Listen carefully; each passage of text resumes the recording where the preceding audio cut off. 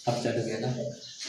तो बच्चों आज की वीडियो के अंतर्गत मैंने आपको यहाँ पर जो क्वेश्चन सॉल्व करके आपको बताया है उनको आप किस प्रकार से करते हैं वो मैं आपको बताने वाला हूँ। बिल्कुल इजी ट्रिक से सारे क्वेश्चंस को मैंने यहाँ पे आपको सॉल्व करके बताया है।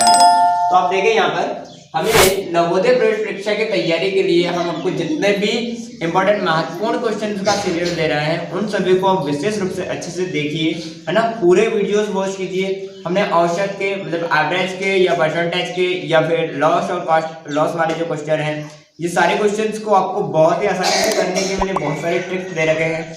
आप एक बार चैनल को विजिट कीजिए और अगर चैनल को विजिट किया हो तो चैनल को सब्सक्राइब कीजिए, वीडियो को लाइक कीजिए। चलिए देखते हैं किस प्रकार से करेंगे। हमारे पास आज की सीरीज के अंतर्गत मैंने आपको यहाँ पे 6 क्वेश्चन दे रखे हैं, है ना। टोटली हमारे 10 क्वेश्चन रहेंगे। तो यहाँ पर पहला क्वेश्चन आप देखेंगे तो एक वर्गाकार कमरे का क्षेत्रफल 900 वर्ग मीटर है तो कमरे की भुजा होगी, ओके।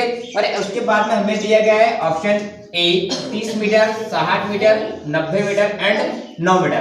तो यहाँ पर इस क्वेश्चन को मैंने आपको यहाँ पर करवाया कैसे वो देखेंगे। सबसे पहले आपको ये याद आना चाहिए हमें यहाँ पर चूंकि क्या दिया है, क्षेत्रफल दिया है। अब वर्ग का क्षेत्रफल का सूत्र जो होता है वो होता है भुजा गुणित भुजा, ओके। क्या होता है भुजा गुणित भुजा, ये आपको पता होना चाहिए। अब भुजा गुणित भुजा होता है, यहाँ पे हमें भुजा का भुजा ही बताना है। तो यहाँ पर आपको क्या करना है, वर्ग का क्षेत्रफल यूज करना है, जो सूत्र है उसको यूज करना है। अब वर्ग का क्षेत्रफल का सूत्र होता है भुजा गुणित भुजा, यहाँ पे मैंने भुजा स्क्वायर करके रखा है, ओके। अब भुजा का क्षेत्रफल हमें दिया है, कितना दिया है, 900 दिया है। अब भुजा स्क्वायर हमारा सूत्र है। अब यहाँ पर आपको क्या करना है, भुजा स्क्वायर निकालने के लिए आपको यहाँ पर इसका क्या करना है, यहाँ पे स्क्वायर को हमने हटा दिया, यहाँ देखेंगे आप, तो यहाँ मैंने स्क्वायर हटा दिया एंड भुजा सिंपली रखा है। अब यहाँ पर हमने इस स्क्वायर को यहाँ पे करने में परिवर्तित कर दिया है। अब यहाँ पर आपको क्या करना है, करने में संख्या को किसके गुणा करने पर आना है आपको हमें यहाँ बताना है। तो हमने आपको यहाँ पर पहले से बता दिया है, इस प्रकार से आप निकालेंगे, है ना।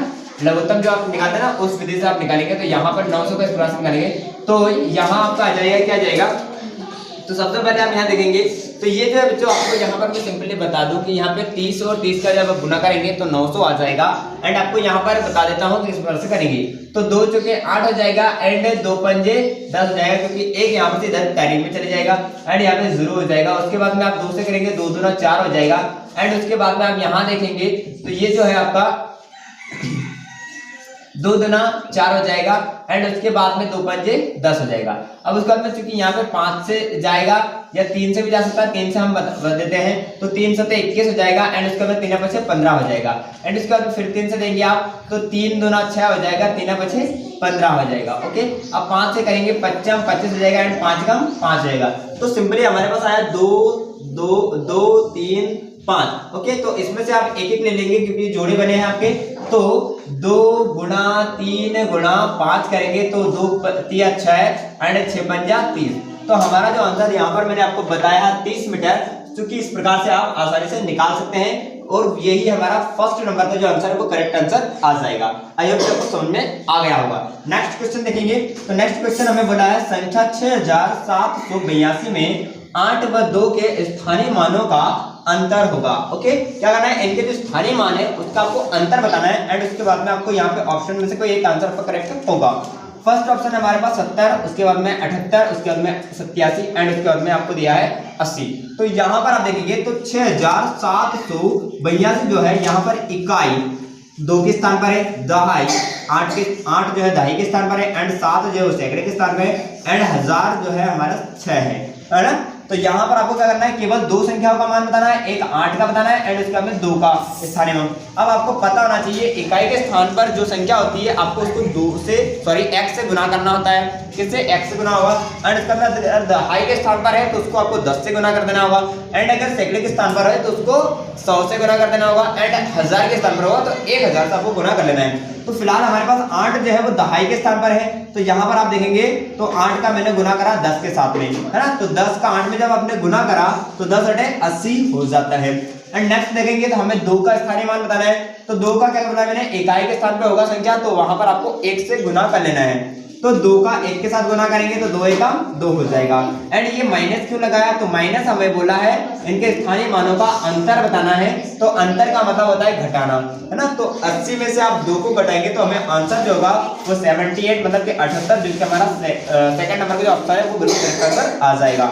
नेक्स्ट क्वेश्चन की ओर बढ़ते हैं। तो नेक्स्ट क्वेश्चन में बोला है एक संख्या 15 और दूसरी संख्या 25 है, तो यदि इन दोनों संख्याओं का महत्तक समावर्तक 5 है तो इसका लघुत्तम समावर्तक क्या होगा। एंड पहला ऑप्शन 25 है, दूसरा ऑप्शन 30 है, तीसरा ऑप्शन 75 है एंड चौथा ऑप्शन आपको यहाँ पे 10 दिया गया है। तो चलिए देखेंगे कैसे करेंगे। तो सबसे पहले सिंपली इस तरह के क्वेश्चंस को कैसे आप आसानी से कर पाएंगे, इसका एक डेडिकेटेड वीडियो बना रखा है मैंने, है ना, और लघुत्तम समावर्तक का, एचसीएम का, एचसीएफ का, तो आप उसे जरूर वॉच करेंगे, तो डिस्क्रिप्शन में उसका लिंक भी दिया है ना। तो यहाँ पर आपको करना क्या है, फर्स्ट जो डिजिट आपको दिए गए उन दोनों को मल्टीप्लाई करना, ये सूत्र भी है ना, और उसके बाद में आपको जो उसका महत्तक दिया है उसको आपको डिवाइड में रखना है। तो यहाँ पर आप देखेंगे 15 गुना 25 करा, पहले 15 फिर 25 है, तो 15 और 25 का गुना करा एंड 5 इनका महत्तक समावर्तक था, तो 5 से हम इसको डिवाइड कर देंगे। तो इन दोनों का जब मल्टीप्लाई करेंगे बेटा 15 और 25 का, तो 375 आएगा एंड 5 से हम डिवाइड करेंगे, तो 5 7 35 हो जाएगा एंड उसके बाद में बचा आपका 2, तो 25 25 हो जाएगा। तो इस तरह से हमारा जो आंसर आ जाएगा वो 75 आ जाएगा, 75 आ जाएगा, जो कि सी नंबर का ऑप्शन करेक्ट आंसर होगा।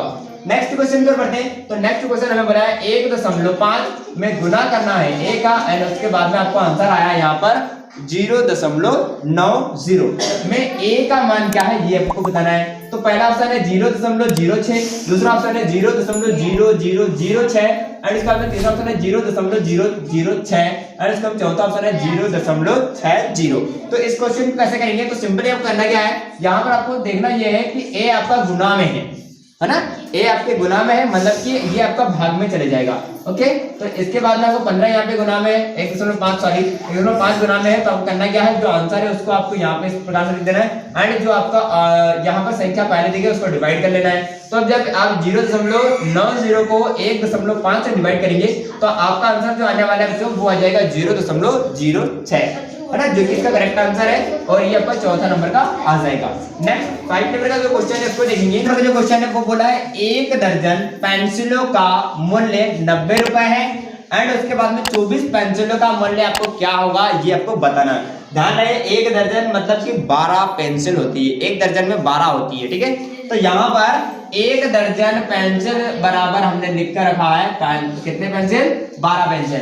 अब आपको सिंपली करना क्या है, 1 दर्जन पेंसिल का मूल्य आपको दिया है एंड 24 पेंसिलों का मूल्य आपको पता करना है। तो करना क्या है, 90 में आपको 12 का भाग कर देना है, तो उससे क्या होगा, आपको 1 पेंसिल का मूल्य पता हो जाएगा एंड जो आंसर आएगा उसको आपको 24 से गुना कर देना, तो आपका आंसर आ जाएगा जो भी है आंसर इसका। तो यहाँ पर सिंपली हम करना क्या है, 90/12, ये सिंपल तरीका बताऊं, 90/12 एंड गुना करेंगे 24 से, तो 12 दूनी 24 होता है बच्चों, तो 12 दूनी 24, तो यहाँ पर आपका बचेगा 12 कम 12, तो उससे कोई मतलब नहीं है, तो 90 का 90 लिखेंगे, 12 दूनी 24 दो बार में करना, तो ये आप आ जाएगा यहाँ पे 2। अब 90 में आप जब 2 का गुना करेंगे तो 90 दूना 180 होता है और ये हमारा करेक्ट आंसर आ जाएगा, जो कि सी नंबर का मतलब कि तीसरा ऑप्शन हमारा करेक्ट आंसर आ जाएगा। 6 नंबर का क्वेश्चन देखिए। तो यहाँ पर संख्या 3, 10, 6, 12, 14, 9 का औसत होगा, ये आपको बताना है, मतलब औसत पता करना है। अब पहला ऑप्शन है 9, दूसरा है 8, तीसरा 7 एंड चौथा नंबर का यहाँ पे कुछ 6 दिया है। तो औसत का सूत्र क्या है, तो औसत के लिए भी मैंने एक डेडिकेटेड वीडियो बना रखा है, डिस्क्रिप्शन में आपको लिंक मिल जाएगा और वहां पर जाके उसको वॉच कर सकते हैं। तो यहाँ देखेंगे तो औसत का सूत्र होता है बच्चों, वो होता है आंकड़ों का योग बटे आंकड़ों की संख्या। तो आंकड़ों का योग हमारा जितने भी आंकड़े हैं उनको सबको जोड़ लेना है एंड कितने संख्या उससे भाग कर देना है, 1 2 3 4 5, है ना, तो कितना है 1 2 3 4 5 6, तो 6 हमारे यहाँ पे संख्या है, तो 6 मैंने लिखा एंड आपके पास 6 जो यहाँ पे नंबर दिए हैं उनको आप ऐड करेंगे, तो 3 और 12 आपका 15 हो जाएगा, 10 और आप 10 और आपका यहाँ पे 9 19 हो जाएगा एंड 14 और 6 आपका 20 हो जाएगा एंड 6 से डिवाइड करना, 6 से डिवाइड कर देंगे। अब इस नंबर को हम जोड़ेंगे तो आपका जाएगा 54। अब 54 को आपको क्या करना है, 6 से आपको यहाँ पे डिवाइड कर देना है, तो 6 9 के 54 हो जाएगा, मतलब कि हमारा जो औसत होगा यार बच्चों वो हो जाएगा 9, मतलब कि पहला ऑप्शन हमारा करेक्ट आंसर आ जाएगा। आई होप कि आपको सारे क्वेश्चन अच्छे तरीके से समझ में आ गया होगा एंड अगर कोई भी किसी प्रकार कोई डाउट हो तो आप कमेंट करके जरूर बताइए। वीडियो पसंद आए वीडियो को लाइक कीजिए, चैनल को सब्सक्राइब करिए एंड ज्यादा से ज्यादा शेयर जरूर करें।